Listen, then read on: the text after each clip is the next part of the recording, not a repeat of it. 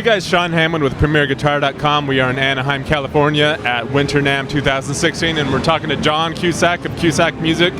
John, you guys have an interesting new take on like a bunch of your pedals here, right? Explain it to us. Yeah, so what we have is what we call our Never Off series.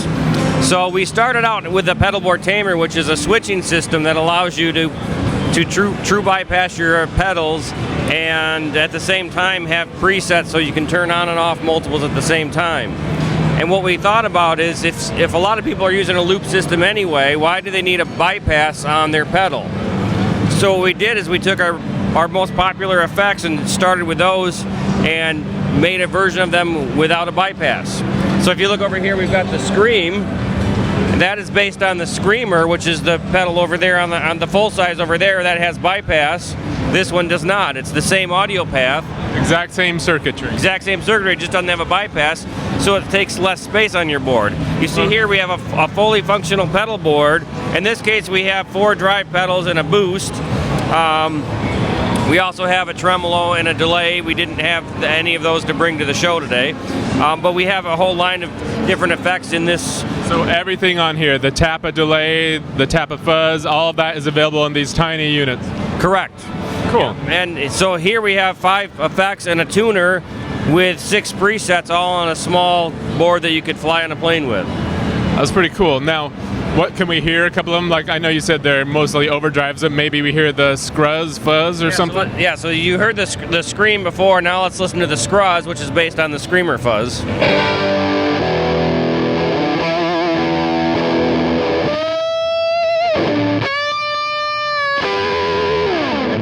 Now what does the toggle do on the Scruzz? So the toggle on the Scruzz is the clipping diodes, which is the same toggle that is on the Screamer fuzz. So it has 3 different clipping diode options. Can we hear the other 2 settings? Sure. Play a little bit, Lance.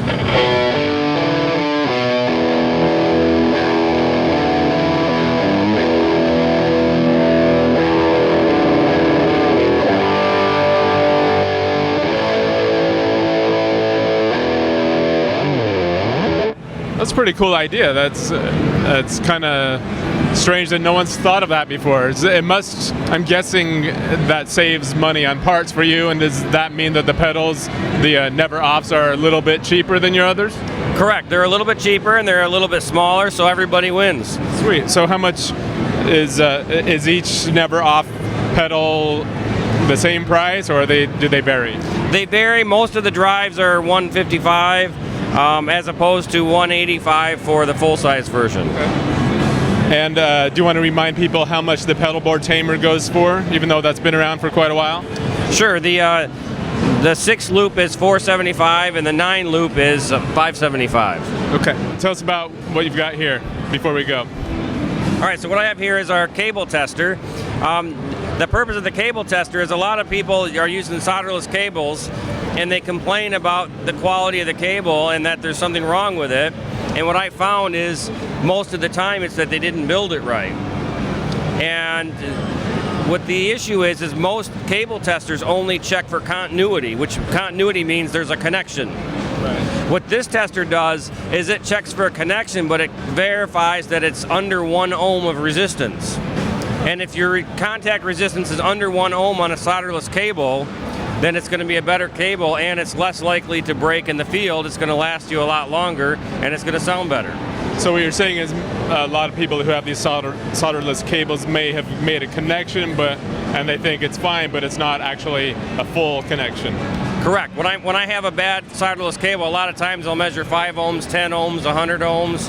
You plug it in and it sounds like it works, but it's on its way out, and it's also stealing some of your sonic qualities as that resistance goes up. So how does this work? You plug both ends in. So first you put it on calibrate, you adjust the pot until this light comes on, right here. So now we're calibrated to 1 ohm.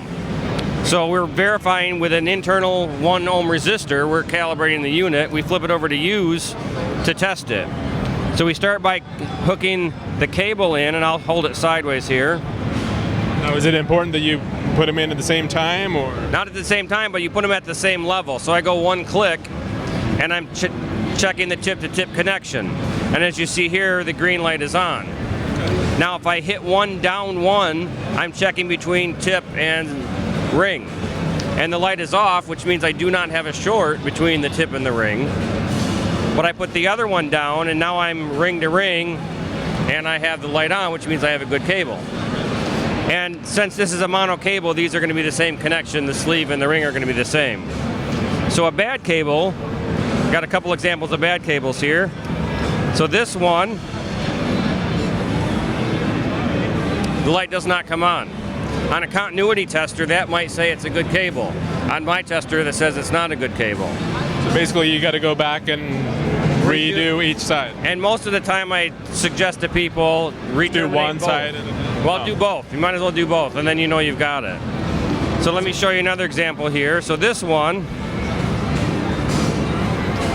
it says the tip-to-tip connection is good, but when I put one down to the ring, the light's still on.